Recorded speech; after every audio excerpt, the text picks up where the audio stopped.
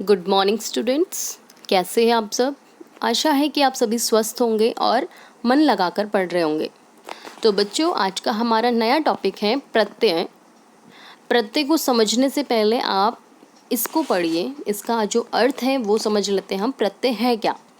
प्रत्यय दो शब्दों से बना है, प्रति प्लस अय। प्रति का अर्थ है साथ में, पर बाद में, और अय का अर्थ है चलने वाला। यानी कि प्रत्यय का अर्थ हुआ शब्दों के साथ पर बाद में चलने वाला या लगने वाला। प्रत्यय का अर्थ आपने समझा। अब प्रत्यय जो है उसकी परिभाषा समझ लीजिए। जो शब्दांश शब्दों के अंत में लगकर उनके अर्थ को बदल देता है उसे हम प्रत्यय कहते हैं। यानी कि मैंने जब आपको पिछली कक्षा में उपसर्ग पढ़ाया था वो आपके शब्द के आगे जोड़ रहा था, मूल शब्द के। आप प्रत्यय पढ़ रहे हैं हम, तो प्रत्यय आपके मूल शब्द के अंत में जुड़ेगा। प से प्रत्यय, प से पीछे। तो यानी कि आपका जो प्रत्यय है मूल शब्द के अंत में जुड़ता है, इसे हम कहते हैं प्रत्यय। उदाहरण देखिए यहाँ पे। मानव प्लस ता यानी कि मानवता। बाल प्लस पन यानी कि बालपन। अपना प्लस पन यानी कि अपनापन। सोना प्लस आर यानी कि सुनार। जुआ प्लस आरी यानी कि जुआरी। मजाक प्लस या यानी कि मजाकिया। शरीर प्लस एक यानी कि शारीरिक। तो ये सभी शब्द थे आपके प्रत्यय से जुड़े हुए शब्द। ये आपका मूल शब्द था मानव, बाल, अपना, सोना, जुआ, मजाक, शरीर। और ये आपके प्रत्यय थे ता, पन, पन, आर, आरी, या और इक। जब हमने मूल शब्द के साथ प्रत्यय को जोड़ा, अंत में जोड़ा, तो एक नया शब्द बना। उसका भी कोई ना कोई अर्थ अवश्य होता है। यानी जो आपका मूल शब्द है मानव, उसका अर्थ हमेशा, यानी ये शब्द आपका सार्थक होना चाहिए, यानी उसका कोई ना कोई अर्थ होना चाहिए। और मानवता जो नया शब्द बना आपका प्रत्यय के साथ जुड़ के, उसका भी कोई ना कोई अर्थ अवश्य होना चाहिए। यहाँ पे जो प्रत्यय हैं उसकी कुछ विशेषताएं हैं। प्रत्यय स्वतंत्र रूप से प्रयुक्त नहीं होते, यानी कि बिना मूल शब्द के जुड़े हम इसको या फिर इसका कोई अर्थ नहीं निकलता। ये स्वयं अर्थवान नहीं होते हैं।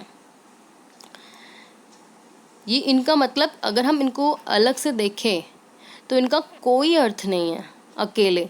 जब ये मूल शब्द के साथ जुड़ता है तभी हमें एक अर्थ प्रदान करता है।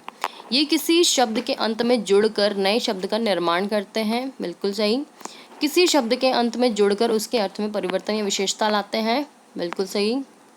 ये शब्द के अंत में जुड़कर ही अर्थवान होते हैं। मैंने आपको यहाँ पे बताया था ये स्वतंत्र नहीं है, ये अर्थवान नहीं है, पर हाँ जब ये अपने मूल शब्द के साथ जुड़ जाता है तब ये अर्थवान हो जाता है, यानी फिर इसका कोई ना कोई अर्थ निकलता है। इसमें उपसर्ग की तरह विलोम शब्द नहीं बनते। उपसर्ग में हमने कहा था कि कुछ शब्द ऐसे होते हैं जो विलोम शब्द बना देते हैं, जैसे सत्य का असत्य। पर इस प्रत्यय वाली कंडीशन में आपका जो विलोम शब्द है वो नहीं बनता है। प्रत्यय के दो प्रकार हैं, कृत प्रत्यय और तद्धित प्रत्यय। आज हम पढ़ेंगे कृत प्रत्यय को, तो चलिए शुरू करते हैं। कृत प्रत्यय जो प्रत्यय धातुओं के अंत में लगते हैं, यानी क्रिया का मूल रूप क्या है? धातु, उसे हम कृत प्रत्यय कहते हैं। उदाहरण देखिए, लड़। जो आपका क्रिया है लड़ना, उसका मूल रूप क्या होगा? धातु, और धातु क्या है? ये लड़। तो उसके साथ हमने जोड़ा है प्रत्यय को आकू, तो आपका बन गया लड़ाकू। टिक प्लस आऊ यानी कि टिकाऊ। बिक प्लस आऊ यानी कि बिकाऊ। तो टिकना भी कोई काम है, बिकना भी कोई काम है, लड़ भी कोई काम है, यानी कि ये मूल रूप है धातु का। अब बिक यानी हम कहते हैं जैसे कि सोहन की गाड़ी बिक गई, तो ये भी आपकी क्रिया है। यहाँ पे और उदाहरण देखिए, कृत प्रत्यय के कुछ अन्य उदाहरण भी हैं। औना जैसे कि बिछौना, खिलौना। नाक के जो उदाहरण है वो है सूंघना, पढ़ना, खाना। नी वाले शब्द सूंघनी, छलनी। गा से शब्द बना है आपका गाना। आ के साथ जुड़ा है आपका भटका, भूला, झूला। ऊ से बना है आपका झाड़ू। ई से बना है रेती, फांसी, भारी, धुलाई। न जोड़ के बना आपका बेलन झाड़न बंधन।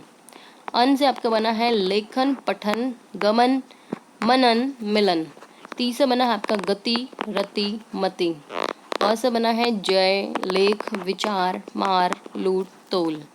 तो ये थे आपके कृत प्रत्यय के कुछ उदाहरण, ये थे आपके प्रत्यय वाले शब्द, और यहाँ पे आपके मूल शब्द के साथ जुड़ के ये तैयार कुछ नए शब्द थे। अन्य उदाहरण देखिए, आवा से भूल प्लस आवा यानी कि भुलावा, छल प्लस आवा यानी कि छलावा, दिख प्लस आवा यानी कि दिखावा, बुलाना है ना, तो आपका ये भी क्रिया है क्योंकि हमने बोला था धातु से जुड़ता है। तो बुल प्लस आवा बुलावा, जैसे हम कहते हैं उसको बुला लो खाना खाने, तो बुल भी बुलाना या बोलना ये सब आपका सेम है। या से आपका बनेगा खो जाता है कोई सामान हमारा, तो खो प्लस या खोया बोया।